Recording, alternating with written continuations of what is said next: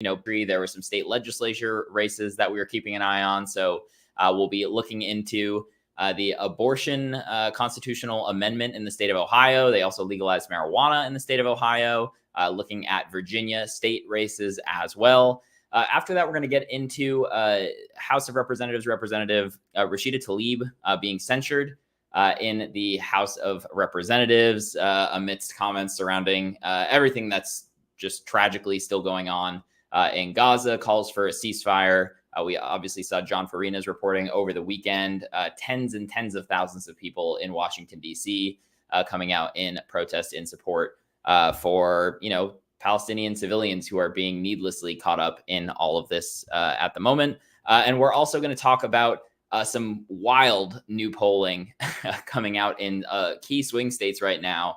When you look at the three-way race currently between President Joe Biden, former President Donald Trump, and now RFK being thrown into the mix here. Regardless of what you think about him, the percentages that he's pulling in these three-way races is more than notable, in my opinion. I mean, just top line 25% in some of these key swing states that, obviously he's going to be making a difference there, whether he wins or not. At least at the polls right now, there is a lot of time before we get there. But first, though, I do want to start on these big key election results. I'm going to introduce some of the polls here, and we also have a guest who's going to be joining us shortly here to kind of get her reaction to what's going on here. So, Colin, we can first go ahead and pull up the election results from the state of Ohio.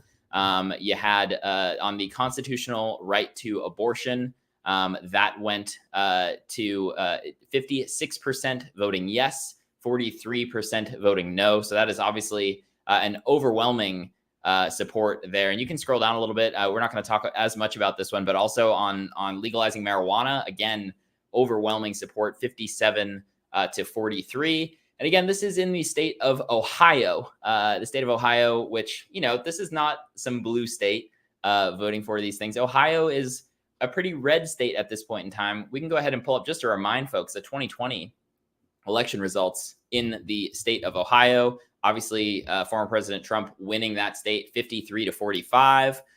It is a state, though, that over time has kind of shifted more to the Republicans. Back in 2008, Obama actually won the state of Ohio by 5 points. In 2012, by 3 points. In 2016, Trump won it by 9 points. And then again, by about 9 points most recently in 2020. So definitely interesting to see those results in the state of Ohio.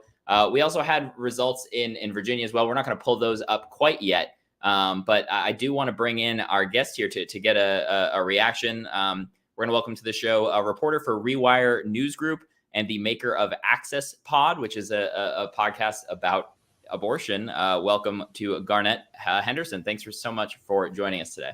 Hi, thanks for having me. Absolutely. So first off, obviously we saw the kind of directly on the ballot in the state of Ohio, the constitutional right to abortion. What's your initial reaction to seeing this actually play out here yet again when it actually ends up on a ballot and people can vote directly on the issue of abortion, seeing the kind of overwhelming support?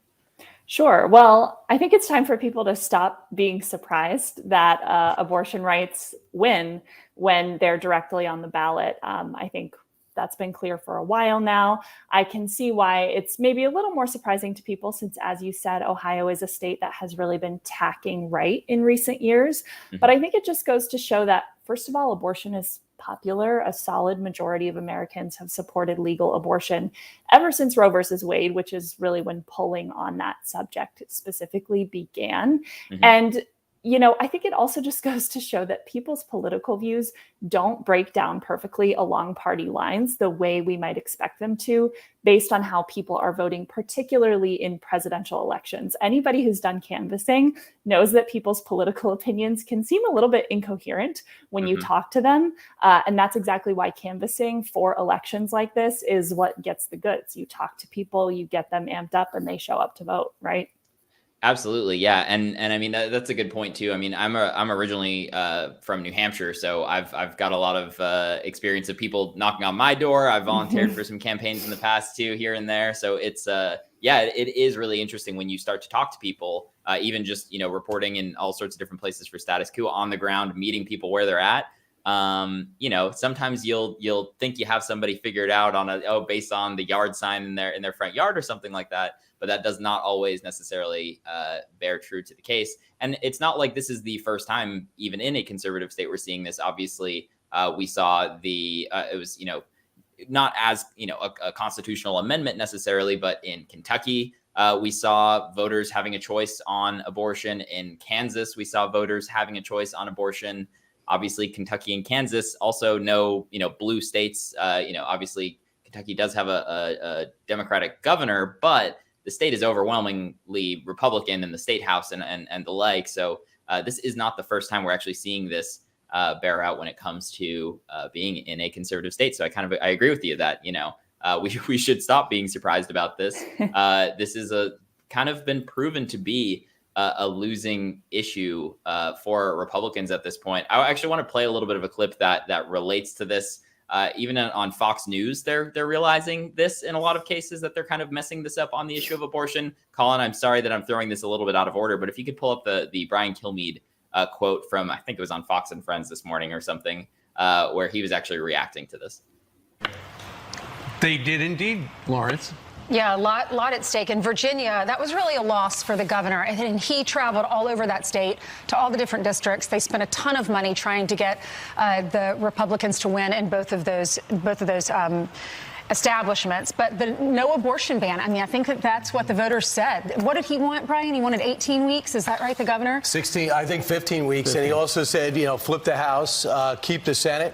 But he lost both. What an epic failure by Governor Youngkin. This is a huge loss for him, who everyone looked at, if not 24, which I thought was a long shot, definitely 28. But that's a tough state to win in, though, because you have equal amount of Republicans and Democrats. And when we went there, when Governor Youngkin was running, I remember people were really angry. They did not want him to win on the Democratic side. We were standing outside of a grocery store asking people as they came out, either they loved him or they were completely against him. Well, Virginia, for the most part, has been a bluish state. So I think that I cut it off a little early there, but he goes on to say abortion is an important issue in the state. I saw this even back in the midterms last time around. I was on the ground in Pennsylvania speaking with voters covering the Dr. Oz versus John Fetterman race. And almost every single person we talked to, whether they were like in love with John Fetterman or just like a little bit in, it's like, I'm voting for him because we need more, Democrats in the Senate on the issue of abortion. So time and time again, we're seeing this. In Virginia in particular is interesting. Abortion was not on the ballot, but it was so many of these Republican candidates running on abortion, being pro-life. Can you talk about like how, what you're seeing as far as Republicans trying to ride this line of being, they're supposedly pro-life. Again, I would call it anti-choice, but trying to ride this line to kind of figure out where they stand on this. It's been a little interesting to see them try to dance around the issue. Sure. Even that clip you just played from Fox is so telling because they can't even remember. Did he want an 18-week abortion ban, a 16, a 15? So they're constantly trying to shift around and figure out what is palatable to voters, as they have realized that abortion bans turn out to be extremely unpopular. They're really kind of like the dog that caught the car at this point. Mm-hmm. I do think that the anti-abortion movement achieved the full overturn of Roe a little bit more quickly than they expected. Republicans have been running for president for decades now, saying that they are pro-life and opposed to abortion. But no Republican president actually has really gone hard for that in office. In fact, the last president to sign an abortion ban into federal law was Bill Clinton. The Partial Birth Abortion Act, which partial birth abortion is not even a medical term. So that was a huge capitulation to the anti-abortion movement, which was really growing in power at the time. And then finally, somewhat to their surprise, I think, they got Donald Trump, who did what he said and appointed the Supreme Court justices who would overturn Roe. And they did it right away. Mm-hmm. And now Republicans are realizing that that's actually been really bad for them. And so they're trying to paint an abortion ban as a compromise. And that's really what Glenn Youngkin did in that race in Virginia. He was not even up for re-election, it's worth noting. But his PAC dumped tons of money into Republican campaigns in the state. And what he was advocating for was a 15-week abortion ban, presenting that as a compromise. And I think it's important to note just how far that shift is, because Roe versus Wade itself was a compromise, allowing states to ban abortion at viability, which is actually not a point that's easy to define. So the fact that we're now hearing talk of 15 weeks as the compromise is really telling, but voters are clearly standing up to say no and to reject that. And it's going to be interesting to see where Republicans go next. I think they're still trying to figure it out. Absolutely. And I'm curious what you think too. So, having covered some of this when Roe versus Wade was being overturned, I'm based in Austin, Texas. So in Texas, it's a really important issue. Being in Austin, the capital here, there were massive protests outside of the state house and the like. And speaking with folks here, folks were pretty upset, even at Democrats on this issue, because of the kind of lack of action at the federal level. The Senate had a chance back when President Obama was president to codify Roe versus Wade or do something. You could make the argument that under Biden's first 2 years, they did have a slim majority in the Senate. They could try to get rid of the filibuster, whatever you think about that one way or the other. But a lot of those voters, though, were saying, look, right now in those 2022 midterms, Democrats just fully ran on the issue of abortion in a lot of cases because they saw what the Republicans did and how overwhelmingly, popular the issue is. And not that, how I'm phrasing it weirdly, but how much support there is for the access to abortion for women in the United States. And they have really done nothing with the power that they hold. Do you think when Democrats now are seeing the overwhelming support when voters can directly vote on it, do you think that gives them some incentive to try to pass legislation versus having ballot measures and whatnot? I sure wish it did. Unfortunately, I don't have a lot of hope for that on the federal level. I think we see that some state legislators and leaders are taking that and running with that. Michigan being a great example. Governor Gretchen Whitmer is one of the few politicians out there, I have to give her credit, who is doing what she said she was gonna do when it comes to protecting abortion rights in her state. Now, there is a huge obstacle right now in Michigan, and it's an anti-abortion Democrat.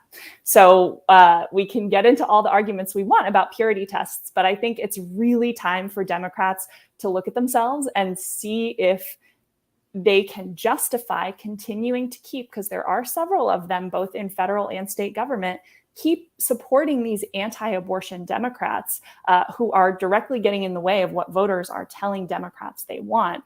I've seen a lot of people suggest that last night's results sort of may indicate that Joe Biden's position with voters is not quite as bad as polls would suggest.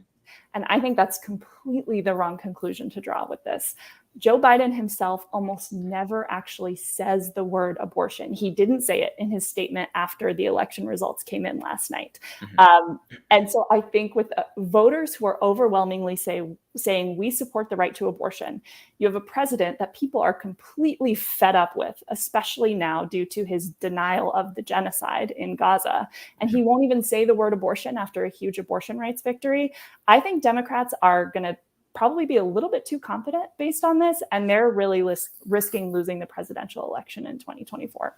I agree with you wholeheartedly on everything you just said right there, especially, I saw all sorts of the Biden, I don't even know what you want to call them, the people who are very much like Biden ride or die at this point, being like, yeah, polls are one thing, but like actual votes are another. And it's like, I'm sorry, but Joe Biden on a ballot is going to lose, is going to get less percentage than a constitutional amendment for abortion, than legalizing marijuana, by a ton, It's a terrible equivalence that folks are trying to draw on this right now. And while we're seeing Colin, I think we have the results from Virginia. Again, sorry for making you jump around right here. If we want to just pull them up on the screen, I can tie it in here. In the Senate, Democrats were defending a 22-18 Senate, 22 Democrats, 18 Republicans. It looks like they're going to keep it. They might lose one seat, but they still have a slim majority. That's a big deal because otherwise the lieutenant governor would be splitting votes there, the lieutenant governor being a Republican. And then when you scroll down to the House side of things, the GOP was actually defending a 52-48 majority, and it looks like Dems are going to narrowly take it with a 51 seat majority. So they're picking up a couple seats. That was one of the states a lot of folks were looking at. That is like, when we're talking about actual seats, that's significant to be able to flip them over. But we're not talking about like a huge wave of Democrats like taking over in the Virginia Senate or State House. You know what I mean? I do think it's significant that they now have the majority in there. Obviously, they're still going to have all sorts of tie-up on any sort of legislation when you have the Democrats controlling the Senate and the House and a Republican governor. But this is no massive blue wave, massive support of Joe Biden, coming to out to bear at this point. It's these issues are extremely motivating to folks because they care about them. And Biden may be able to try to ride the coattails of the issue, but it's not the other way around at all. Absolutely. And I mean, especially in Virginia is extra important because it's the only southern state that has not either banned or further restricted access to abortion since Roe was overturned. Mm-hmm. And so, as you just said, I think voters came out there to stop their state from banning abortion. And so I think even that victory you can't view as indicative of Democrats gaining popularity there. You have to see it as people just wanting their state not to ban abortion. Absolutely. Well, I want to thank you so much for coming on. Tell us a little bit about your the Access podcast that you've created and where folks can find it. Sure. You can subscribe to Access, a podcast about abortion, wherever you get your podcasts. I've been reporting on abortion access for a long time, about a decade now, and I see the way a lot of myths about abortion and abortion stigma are often repeated in media coverage. And so really the goal of Access is to tackle those myths through expert perspectives and first-person stories and really give people the information that they're not getting from most media coverage about abortion. And I'll also just shout out that a lot of other states are trying to get ballot measures to protect access to abortion on their ballots for 2024. And at rewirenewsgroup.com, we have a tracker. So you can take a look and see if your state is one of those where they might be collecting signatures right now to try and get a measure on the ballot for next year. Yeah, absolutely. I mean, that strategy seems to be working well in all of the states that it's been tried so far, at least that we're hearing about. So the links that Garnet just mentioned are in the description below, so you can check those out. Thank you so much for taking the time, and let's stay in touch. You're welcome back anytime. Absolutely. Thanks for having me. Thank you. Alrighty, again, that was Garnet Henderson, a reporter from Rewire News Group and the maker of Access Pod. Yeah, I mean, it's none of this is overly surprising if you've been paying attention. Like she said so eloquently right there, it's not surprising when you have issues that people care this much about to get them to come out and vote. I'm also really glad that you mentioned the fact that, people are now looking at this as like see, Joe Biden's fine. He's going to do all good going into 2024. Nothing to worry about here. Nothing to see here. When clearly, I really don't think that's the case. We'll get into that in the third block of the show today, especially when we're looking at the polls in a three-way race right now in some of these key swing states between Biden, Trump, and RFK Jr. For those of you watching right now, though, please smash the like button to help get this out to more folks. It helps out with the algorithm quite a bit. Super chats also are very much welcome, and I will read them all at the end of the show. We are going to be moving into here the second topic for today, which is actually, apologize. I'm getting a little bit ahead of myself. There's one other element to this that I wanted to put forth too, especially in the Virginia race here. Glenn Youngkin in 2020 was really running a lot of his campaign on parental rights. He was running on, that schools were pushing LGBT and critical race theory and all the like and whatnot. And a lot of the money that was put into so many of these state-run campaigns in the state of Virginia went to ads that were kind of talking about a lot of these different things. Youngkin also was encouraging folks to get out and vote in some school board elections in some of the larger counties in Virginia. There were several, the group is called Moms for Liberty candidates who were running in some of these school board elections, which I found pretty interesting. Most of those were actually unsuccessful. Colin, we do have one more article here. I think it's a Huffington Post mentioned this a little bit. And they talk about some of the school board races here. I'm going to read a little bit about this because it just shows that so many of those issues are the wrong place for Republicans to be leaning at this point. So liberal candidates in the Loudoun County, Virginia school board race have secured a victory in the battleground. Oh, excuse me. Sorry. Ads just ruined the whole thing.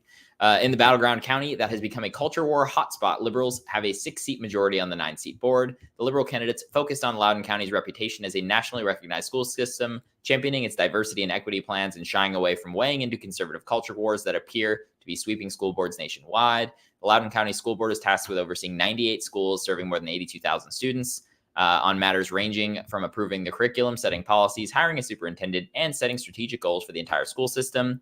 Though the school board race is technically nonpartisan, candidates usually win endorsements from either Republican or Democratic groups. All 9 seats were up for grabs, with only 2 incumbents running.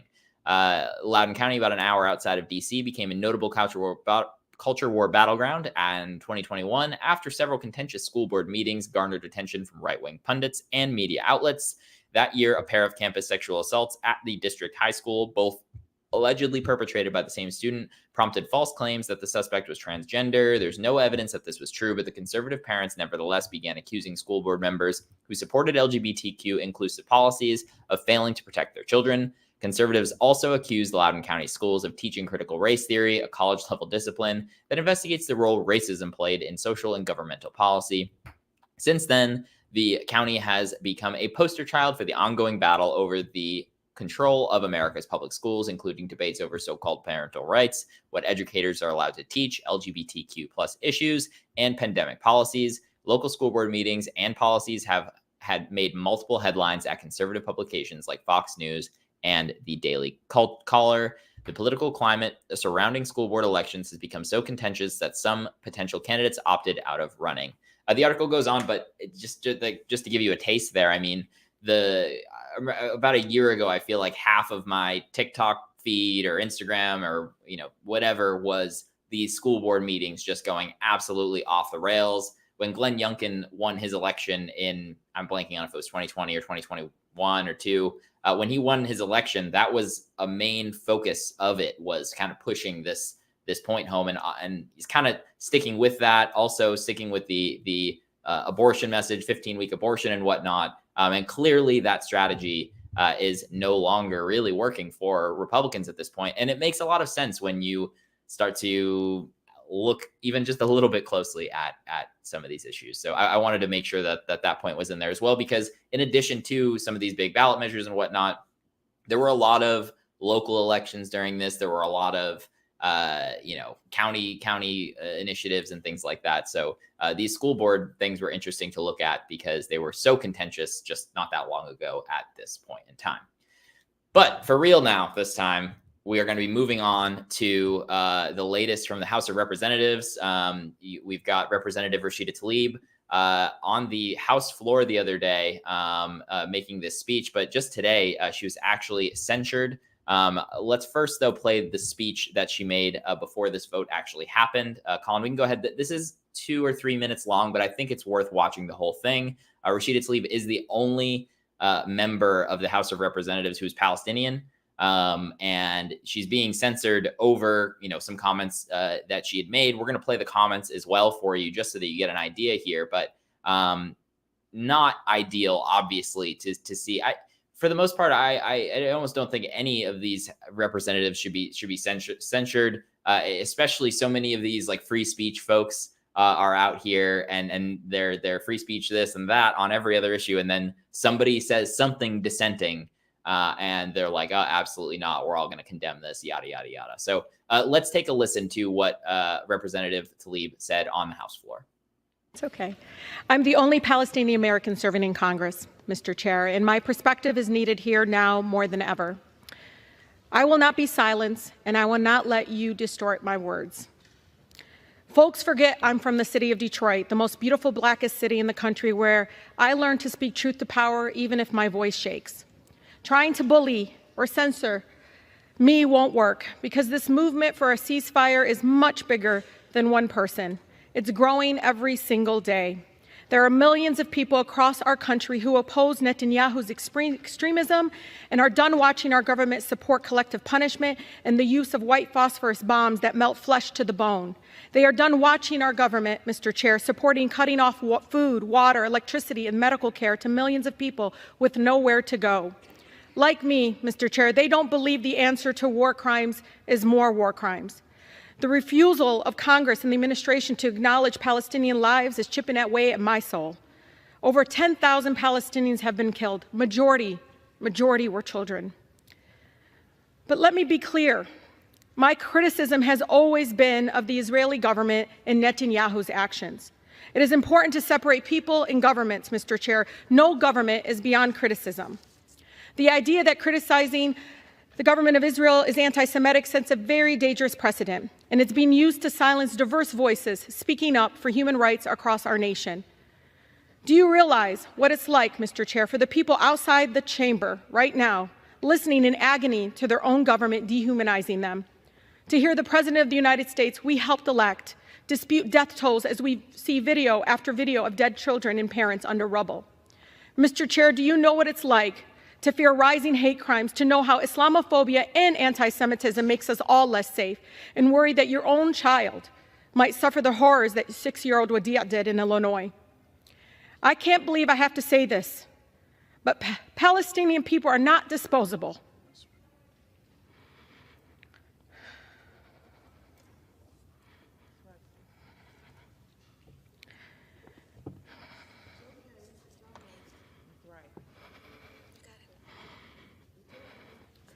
We are human beings, just like anyone else. My city, my grandmother, like all Palestinians, just wants to live her life with freedom and human dignity we all deserve. Speaking up to save lives, Mr. Chair, no matter faith, no matter ethnicity, should not be controversial in this chamber. The cries of the Palestinian and Israeli children sound no different to me. What I don't understand is why the cries of Palestinians sound different to you all. Despite making that, what I would say, powerful speech on the House floor, the vote counts did not go in Representative Tlaib's favor. Even over 20 Democrats actually voted with Republicans here. Colin, we can go ahead and pull up the actual vote counts in the vote to censor Representative Tlaib. So you had 212 Republicans voting yes, 22 Democrats voting with them. I mean, not great to see that, but very curious to see those 22 Democrats. It's kind of interesting. Those folks, when you look at the amount of money they're receiving from AIPAC and seeing their yes votes, maybe starts to make things make a little bit more sense. Colin, we can go ahead and pull up that next tweet here, and if we can make it bigger for folks, just so that they can see it. Just to go through a couple of them.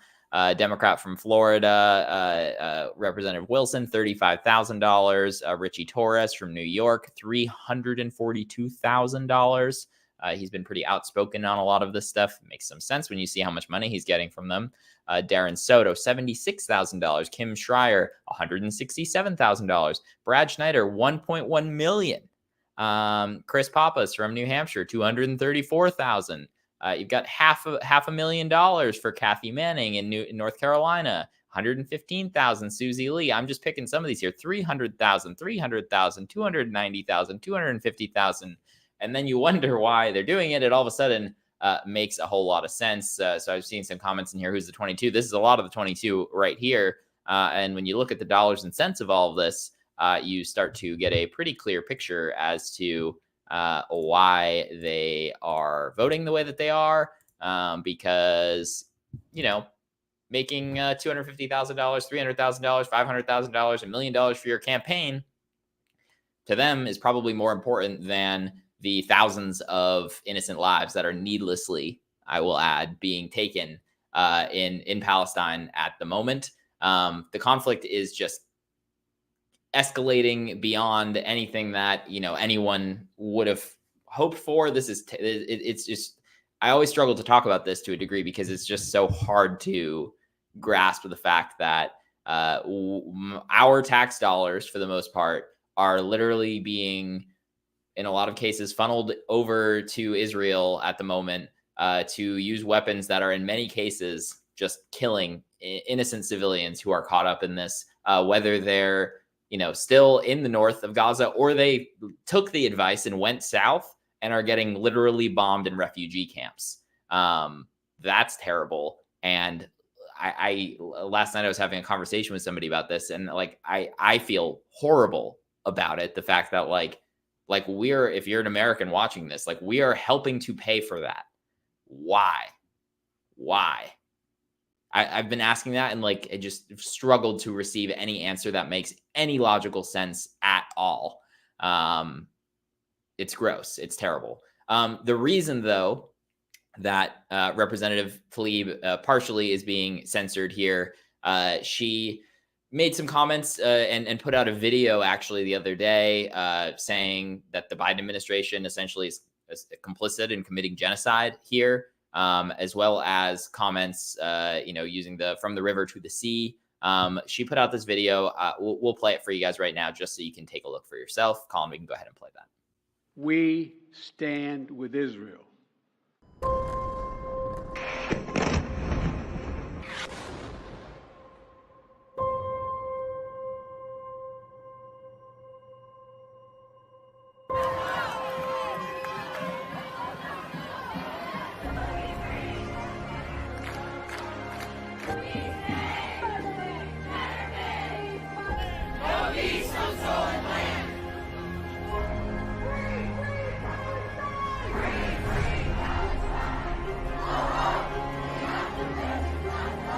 Mr. President, the American people are not with you on this one.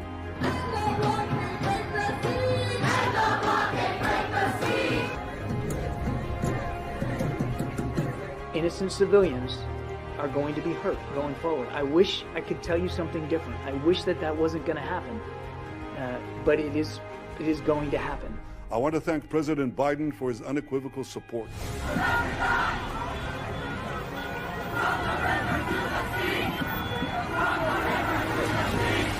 We will remember in 2024.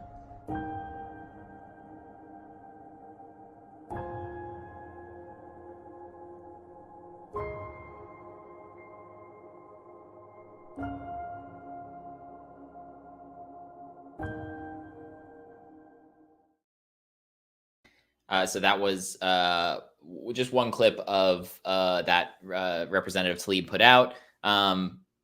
There was a bunch of clips going around of people being asked, White House officials or John Kirby was being asked about this, what do you say about the comments that Tlaib is making that the president is, helping with the genocide, whatever it may be. And a lot of people are like, clearly that's not what that is, blah, blah, blah, blah, blah. So I just went and pulled the definition of genocide when you just Google the definition of genocide, and it's the deliberate killing of a large number of people from a particular nation or ethnic group with the aim of destroying that nation or group. You could very well make the argument that that is what is going on, if not very freaking close at the bare minimum. It is really, really just looking terrible, terrible scenes that you've all seen, I'm sure, coming out of Gaza. So much destruction going on, making it to the point where so much of it is just not livable anymore, making people leave. Many people are being, deliberately being killed in a lot of cases. I mean, it's hard to make the argument that when you're bombing refugee camps, that you're not, you're making the decision whether you're saying there's a target there or not to kill many, many, many innocent civilians at the same time. And then when you look at some of the comments now, kind of saying what was the quiet part out loud, that Prime Minister Netanyahu is now saying about what the plans for Gaza are. We talked a little bit about this when I was on last week. At one point there was a leaked document about what might happen with Gaza.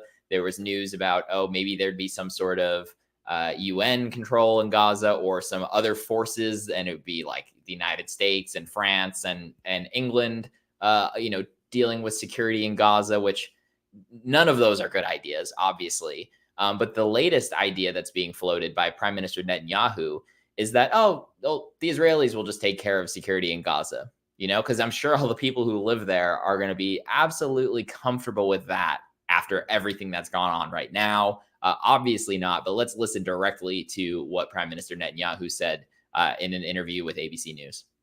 President Biden has said that it would be a mistake for Israel to occupy Gaza. Who should govern Gaza when this is over? Those who don't want to continue the way of Hamas. It certainly is not. I think Israel will, for an indefinite period, will have the overall security responsibility, because we've seen what happens when we don't have it. When we don't have that security responsibility, what we have is the eruption of Hamas terror on a scale that we couldn't imagine. So there you go. The people who are currently bombing all of Gaza are going to be the ones who are going to secure it. That's absolutely going to go over totally fine and well for everybody who has been living through the bombing, because they're all just absolutely going to trust the Israelis to do the right thing here. Of course, right? Of course. Representative Tlaib said something that I said probably 3 weeks ago, and I was actually quoting, many will be familiar with Zaina, who used to be on Status Coup quite a bit. Zaina had tweeted this, and Representative Tlaib said it in her speech there. We need to separate people, innocent civilians, from their governments. You can't equate the Israeli people to their governments. You also can't equate everyday Palestinians to Hamas. So and her point in saying that was, number one, like, it's not anti-Semitic to criticize the Israeli government. That doesn't mean that you hate Israelis. It doesn't mean that you hate Jewish people. It means that you're criticizing a government. I criticize the United States government every day. I don't hate the United States. I'm not calling, you know what I mean?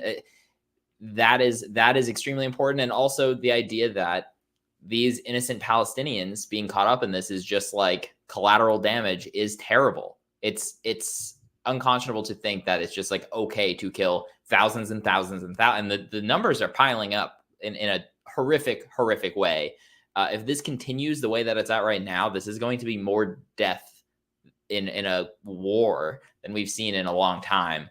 And unfortunately, being 2023, unfortunately, or maybe fortunately, to try to prevent it from ever happening again, you're going to see way more of it than you ever have, because cell phones and the ability to broadcast this stuff out. Although right now you can't broadcast stuff out because, they continuously on and off are cutting communications and the like from the Gaza Strip. So it's terrible. There's no good news coming out of the situation right now. It's heartbreaking to think about. And it's even worse to just think about the fact that, like, you and I are helping to pay for this at this point in time. Terrible. It's hard to conceive. So we'll definitely keep you updated there. And I will say on this issue, John Farina was on the ground at, that video that Rashida Tlaib had put out. That was before the massive rally in Washington, D.C. this weekend. The estimates were tens of thousands, maybe 100,000 people in Washington, D.C. There were a ton of great interviews and footage that John Farina got from those rallies. Many of them are on the Status Coup YouTube channel right now. I believe there is still even more to come. So if you're not subscribed to us, you want to make sure you see the new ones, hit the subscribe button down below to be able to see those. And definitely after this, go check out some of the interviews that John did with folks who were at that rally over the weekend in Washington, D.C. Again, it was a massive crowd, tens of thousands, if not 100,000 people in Washington, D.C. this weekend for that protest. So with that, though, we are going to move on to the final topic for today, which is the latest in the kind of presidential races at this point. And, you know, the Republican primary is still going on. I think there's a debate this week, but you can bet that probably no one's watching it. I mean, the polls at this point are like Trump 60%, Ron DeSantis 12%, and then everybody else single digits. You might have missed the news that Mike Pence dropped out of the race because, you know, it's been so quiet. None of these people really have a shot unless Trump goes to jail, and maybe they still don't have a shot. I don't know. It's pretty wild to see. On the Democratic side, you've got, you know, Biden still lockstep running for president, despite a lot of people kind of speaking out against it. Even David Axelrod was criticizing Joe Biden for staying in the race. I saw a couple days ago. I mean, for David Axelrod to be saying that, he's kind of a pretty establishment guy. To make those comments was interesting, to say the least. You've got Marianne Williamson, who, you know, she's polling. She did have her highest poll the other day. I think she might have been over 10. It was either 9% or 13%, but that's not nearly enough to do anything if Biden is still going to be running. Obviously, if Biden's name is on the Democratic ballot, he's gonna be the nominee. I'm not naive to that. You had Cenk Uygur throw his name in the race, and I saw one poll with him at 1 or 2%. Not surprising there. You had Dean Phillips, another Democrat trying to run, but none of those folks are going to be able to get anywhere unless Biden drops out. So when you look at it right now on the Democrat and the Republican side, it's just still the most likely odds are Donald Trump versus Joe Biden, which is the least popular outcome that so many people don't want to see. So when you start to add an independent to the options, they start to look pretty damn good. And obviously, we've talked on the show quite a bit about Cornel West. We've talked about RFK Jr. But the major difference that I'll point out between the two right now is RFK is going to have a lot more money and a lot more connection and ability to be able to get on the ballot in all of these states at this point. Love Cornel West, but I mean, you switch parties 3 times, different campaign managers, everything flipping there. I'd be very curious to see how much of a dent he's able to make based on how many ballots he can actually get onto. I hope he does. That'd be great. I think that more candidates running who would have a viable shot should be doing it. I'd be excited to see that. But at this point, it's just hard to see it happening. RFK, on the other hand, I could see actually getting on the ballot in most states. We'll see, but I could absolutely see it happen. And when we look at the polling that just came out in the last couple of days here, it is pretty shocking. Colin, we can go ahead and pull up the tweet here that has the results from kind of the latest poll here. And I'm going to read this too. So it's one thing to ignore RFK Jr. in a Democratic primary, but it's another to ignore him when he is shaping up to be the most formidable third-party candidate in more than a century. Let's first take a look at the actual results here. So Colin, you can make that image bigger. So this is registered voters in 5 key swing states here, okay? And I agree that there are a lot of issues. I see some comments. I'm going to address some of those issues in a second, but let's just look at the polling for a second. In Arizona, Joe Biden, 33, Donald Trump, 33, RFK, 26%. 26%. I mean, that's like close to margin of error, and we are way early right now. That's wild. Georgia, 29% for Biden, 36% for Trump, 24% for RFK. Michigan, 31, 34, 26 again. Nevada, 31, 38, 23. In Pennsylvania, he's getting 23. And in Wisconsin, he's getting 22. Those are huge, huge numbers for an independent. Just shocking to see. We hadn't seen any of these swing state polls yet. It was cool to be able to see some of the national polls where they started doing national poll, Joe Biden, Donald Trump, RFK, and in some cases you would also have it with Cornel West. I like seeing those, but in reality, the national polls don't matter at all. We don't have a national, just general election. Your vote counts for, it's not everybody all in one pool. We obviously have the Electoral College. So you have to look at these state level polls, and to see these swing states competitive is wild to me. And I feel like a lot of people won't vote for a third-party candidate because they feel like it's a throwaway. But if you end up in a scenario where the third-party candidate is polling within 4 or 5 points or less in your state, I mean, the throwaway argument is gone. It's fully gone. So definitely interesting to see that. And the next thing in this tweet thread, actually, that Sagar from Breaking Points points out is he talked a lot about this in comparison to Ross Perot, who is probably like the next biggest third-party candidate to have run in recent history, at least. Colin, if we can pull up the second part of that, it's the next tweet in the thread here. This is Ross Perot's number when he was running in 1992, or his polling, and he never got above 20% at all at this point in time, or when he was running. No polls above 20%. RFK's already got a handful above 20%, and it's still very early. I mean, if you look on this right here, Perot, if you can click on the image to make it a little bit bigger, Colin, Perot in November looks like he's sitting around 9-10%. Whereas we've got several polls at this point that have RFK sitting up at close to 20 or above 20, like in some of these. There's 26 in some of these states, which is absolutely notable. And if you're Joe Biden or Donald Trump, I mean, you're shaking. The DNC and the RNC got to be freaking out about this.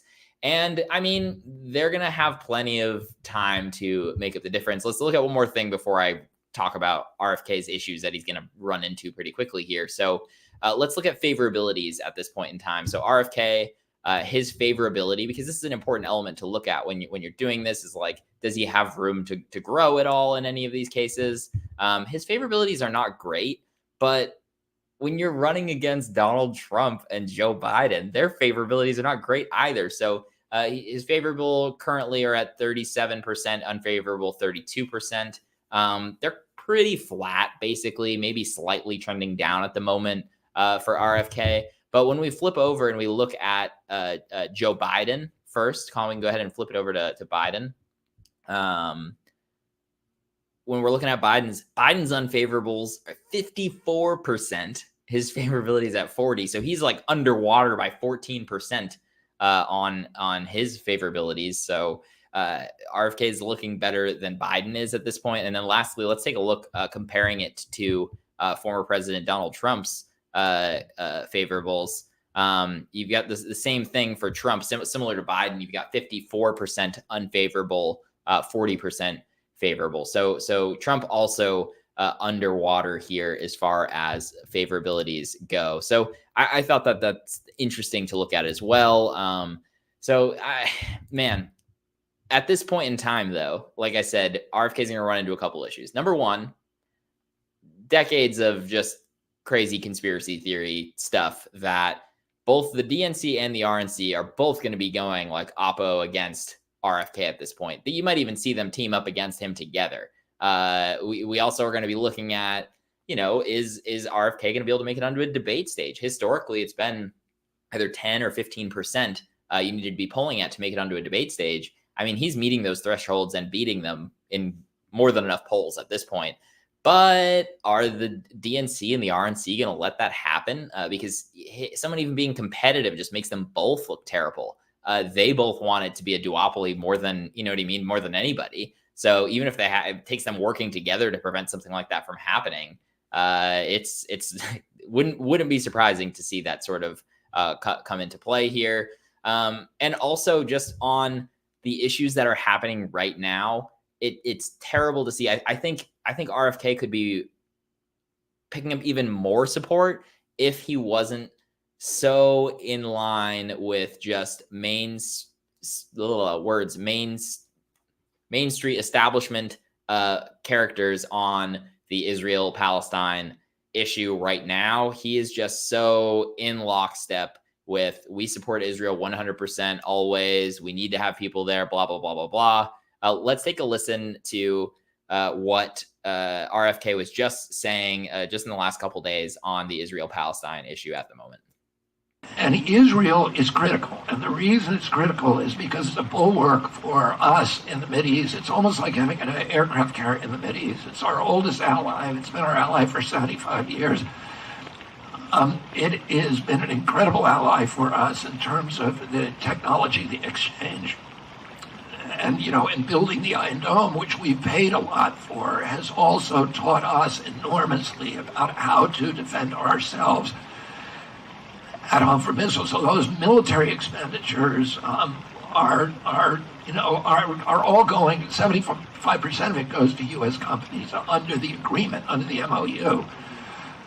But if you look at what's happening in the Mideast now, Iran is now the closest allies to Iran are Russia and China. Iran also controls all of Venezuela's oil. Hezbollah is in Venezuela. They have propped up the Maduro regime, and so they control that oil supply.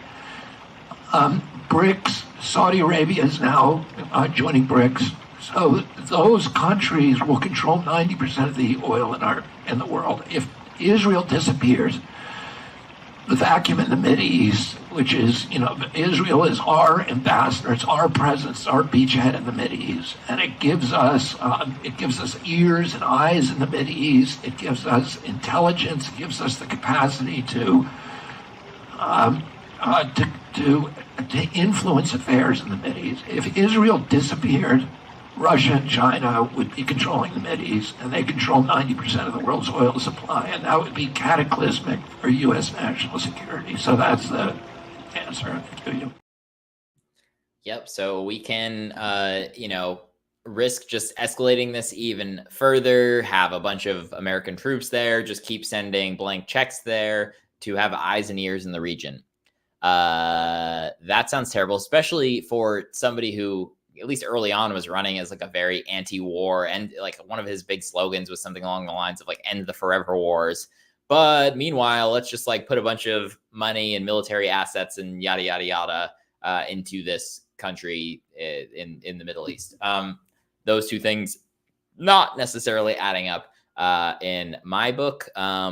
Man, if my advice to RFK, if you want to have a chance at this thing before the Dems and the Republicans just start slinging at you, which they're going to have to soon.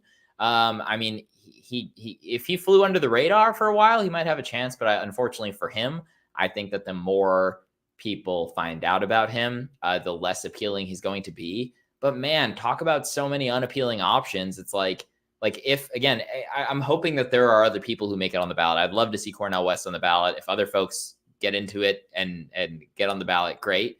You're not going to win a write-in campaign in the United States in 2023. It's just not, you're kidding yourself if you think it's going to happen. I don't know. I think if he were to try to fly under the radar for as long as he could do it, but it's not going to happen. So we'll see. I don't know how he's going to be able to combat this, but the numbers are too big to not talk about at this point in time, especially when you look at it in these swing states. I'm very curious who these RFK voters are in a lot of cases. And I'm honestly curious. I mean, I'd be curious what a lot of people in the audience here would do. I mean, if your choice comes down to names on the ballot are Donald Trump, Joe Biden, and RFK Jr., who would you vote for? Because in that three-way race, I mean, it's compelling. I don't know. Maybe you vote to shake things up. I'm not sure. But that also could be crazy. Regardless, the options are not looking great still. So as we move into 2024, there'll be a lot to look at for sure. I'm seeing a couple people, 0, 1 potato, 2 potato, RFK, Redding and George Carlin, and then hello Biden, duh. Yeah, so we've got a good mix here. It'd be fun, Colin. At some point, we should do some sort of status coup polling, and we'll do that. I think we have do we have the capability, Colin, to do polls in here at some point? Well, I'm not saying to do it now. That would be fun. YouTube has polls, yeah. We should next time. We're gonna try some polls. That would be fun. I appreciate it. Thanks, Colin. Yeah. So anyway, I am gonna start to wrap this up here. It was awesome to be able to have Garnet Henderson on earlier to discuss some of the recent elections yesterday with abortion and whatnot going on. Again, the links to her podcast and work are in the description down below, the Access Pod. Yeah, we're definitely going to continue to keep an eye on what's going on in Israel and Palestine, obviously. Again, we had John actually on the ground just this weekend in DC, interviewing folks at the protests there and just doing some coverage of the protests there. And then, as 2024 starts to turn into more of a thing, we'll absolutely be continuing to talk about that. But yeah, it's a lot going on at the moment. And yeah, we're going to do our best to stay on it. I'm going to read a couple super chats here from the show today. We have a few of them. First, we've got Das Bosch Fleisch, $5.99. It's a good thing the 2 conversations with Piers Morgan and Bassem Youssef have good view and like numbers. It helps to make more people aware. Thank you so much, Das Bosch Fleisch. Yeah, I think I've seen at least one of those. Yeah, it's people are paying attention to this sort of stuff. We'll see. The next one, $10 from Nadia Yvette Chambers. The Dems aren't trying to defeat the Republicans. They're trying to defeat us into cooperation with the Republicans. Hence their fight always being against their own left flank, Pelosi, Hakeem Jeffries, et cetera, et cetera. Nadia, thank you so much for the super chat. We appreciate it very, very much. And lastly, we've got another Das Bosch Fleisch, 249 euros. One more super chat for Status Lou. Appreciate the support, Das Bosch Fleisch. As always, good to see you in the comments as we see in there. So want to thank everybody for watching today. There'll be another live stream tomorrow. I know we had a couple days off here, but I believe we'll have somebody live tomorrow, 5 p.m. Eastern time. I think it's going to be Jordan. I don't know. We'll see. Colin, if you know, you can pop in, but somebody will be here.